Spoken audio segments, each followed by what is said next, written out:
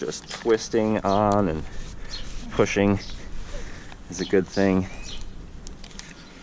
And I'm going to face my other hose clamp on this, facing up the same direction, so that way I can get to both of them very easily. Gonna want to make sure I put this all the way. You want to make sure when you're putting these fittings on that you move this plastic tube as close to this little nub as you can. If your tube is cut perfectly straight, it'll make an even better seal. And you really want to snug these down good. Like I said, using a power tool sometimes can actually crack these fittings because you over torque and the fitting will just, or the hose clamp will just crush the fitting. That's no good. So we've got that in there now. I need another hose clamp. Gosh, I hope I have enough hose clamps. Put my hose clamp over, facing the same way. This is my end cap. This just prevents water from getting out. So I'm just gonna put this in right here. A little tap to make it tight.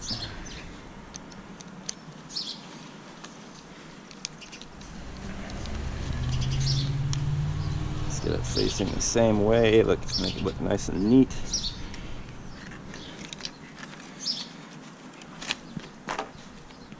Okay. So now I've got these little landscape staples. These are some kind of bummy ones, so I'm just going to use this to help keep my pipe in place because it's wanting to, shoot up in my face, and it's going to make it way easier for me to work if I just have it running on the ground. So I don't like how this fitting is oriented. I'm going to try and move them facing straight up. There we go. So I just have to loosen those hose clamps. Screw it right back on. Make sure it's tight. Now I'm just going to try and size up my pipe here. I just want it coming to the top of the bed, no further. So there we go. I'm just going to make a cut right about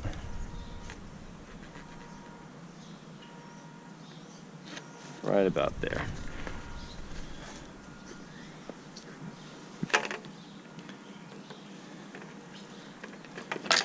Let's see how this looks.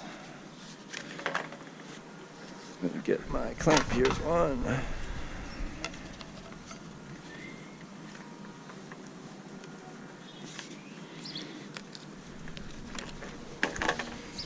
So I really like the twist and press. There's some tubing of this polyurethane type that's really rigid. It's got a really thick wall, and that stuff is usually used for way higher pressure uses. This is fairly low pressure relatively, so we can use this relatively thin wall of tubing, but other tubings and this orchard stripe stuff are really thick, at least double the thickness of this wall. Sometimes it's helpful to have a blow torch, like one of those propane torches, and just running that torch a couple of times over, just a few times. You don't want to melt the pipe, but just a few times with the blowtorch, rubbing it, just sort of making this end hot with the blowtorch will help you get fittings over it or get fittings out of it, because that stuff usually makes a pretty tight seal on there, and it's hard to get it out because it's not very flexible. This stuff is really flexible, so you can yank it right out. Alright, so continuing here, we've got our hose clamp going this way on the bottom.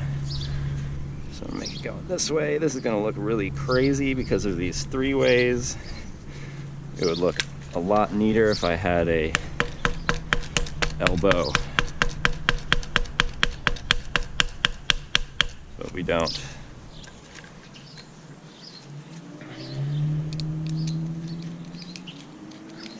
So I'm just securing on this hose clamp.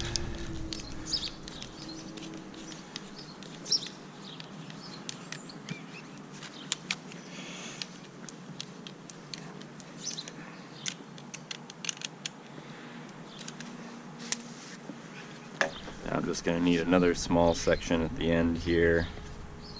Doesn't need to be very big, very long, I should say.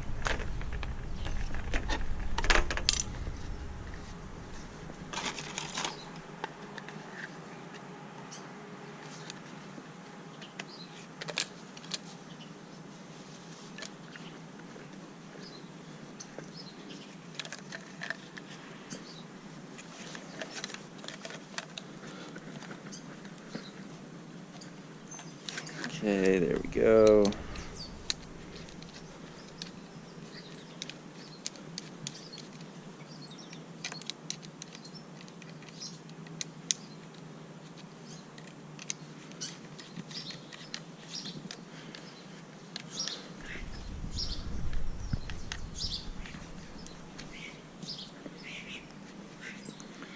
Now finally our little cap in the top here.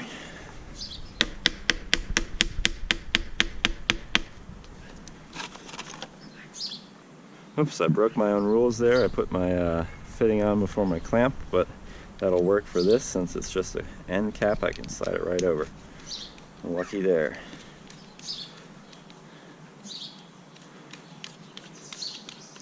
it's important to know that when we're doing these hose clamps, we want to make sure that the clamp is on top of the barb, at least the portion that the barb is sitting underneath or sitting under in the pipe. If we put it, right in the middle here, that's not going to do anything. We need to hold on to that little barb. So it's best to get it, not right to the edge of the fitting, but just, maybe a ½ inch, ¼ inch down past the fitting. You want it closer to the end of your fitting than towards the pipe. Towards the middle of the pipe, I should say. Alrighty, so now we're just going to measure this. We want it to come to the end of our bed. So I'm going to cut it right about there. Where did my knife go?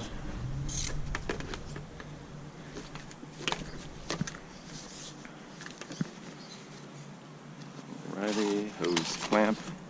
Looks like I'm going to have just enough, fortunately.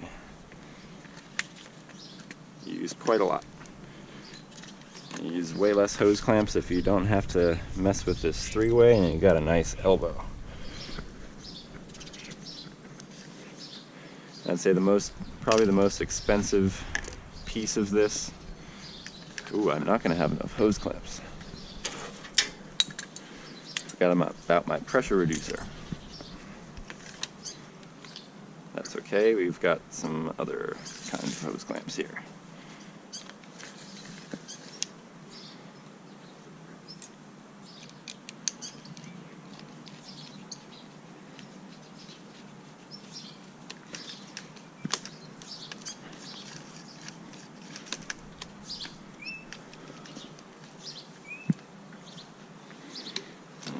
Where am I going to put this guy?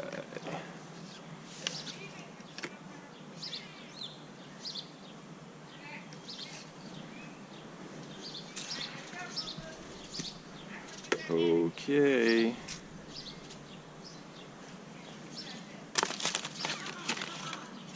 Should have just enough here, hopefully. Alrighty. So I'm just going to insert this right in here. This is a pressure reducer. It reduces the pressure to 12 psi, and that's exactly what we need. This drip needs at least 10 psi, but between 10 and 15 psi will get this drip tape doing its work. Any less pressure and it would not emit water out of these holes at a steady rate, or at least at the rate that it's supposed to. If it was too high, the pressure might actually burst this drip tape, and that's not going to be easy to deal with. So this pressure reducer is just going to be installed here. You can put it anywhere. You can put it right here. I'm just going to sort of rest it on top of here, but you can also put it directly at the end of your hose. However, if your pipe needs to travel a long distance to get to your bed, or you're putting multiple beds on the one line of irrigation tubing here, I would recommend putting a pressure reducer at each bed or closer to where the beds begin, because you're going to want to try and use that pressure that the city water is giving you to actually get that water to your beds, especially if you're using a small diameter tube like I am.